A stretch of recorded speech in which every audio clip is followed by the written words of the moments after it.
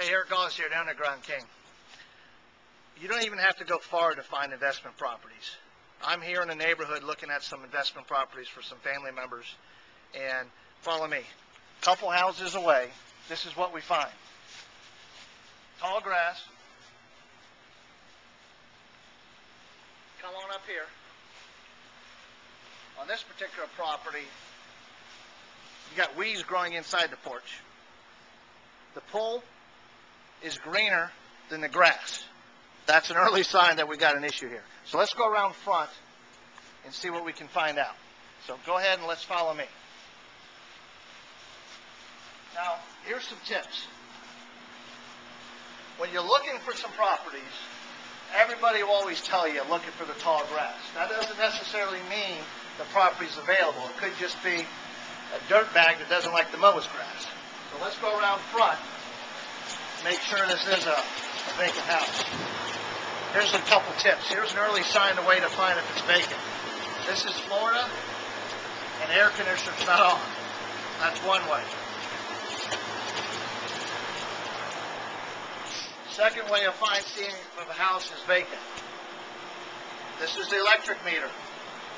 It's not moving. Even on a house that has basic lights on, you will always see that the meter's running. The meter's completely not running, nobody's here. That haven't been here for a long time.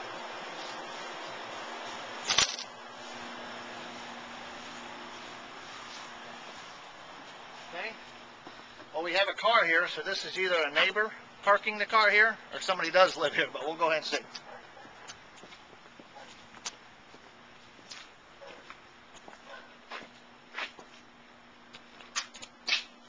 Okay, we have our early signs of some information here. Let me show you what we got.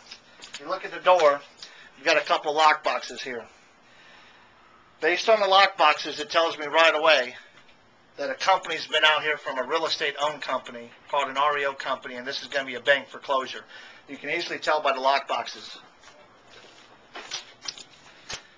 Bargainlocks.com. This is a certain lock that's required. This lock here is one of the locks that property preservation companies use. In other words, if a home had an FHA loan on it and is a government loan, they require certain things have to be on the house when you preserve it. And one of the locks that they use is a lock that all the realtors and REO brokers know what the codes are. This lockbox tells me right away it's an REO foreclosure. If we look at the front door, obviously somebody wants to do the yard, but you can see a sign that used to say eviction. So this was an eviction notice. This person was evicted. It's now a bank-owned property. So what do you do with this property? Well, there's a couple things you can do with this property right now. First thing is that you immediately go home and look at your property appraiser's website. Your property appraiser, you can Google it, whatever county you're in. If you're in Orange County, California, you write Orange County property appraiser. That information will be pulled up. You can type this address to this house, and it's going to tell you who owns it now and who did own it. Once you find out who owns it, then you know where to begin.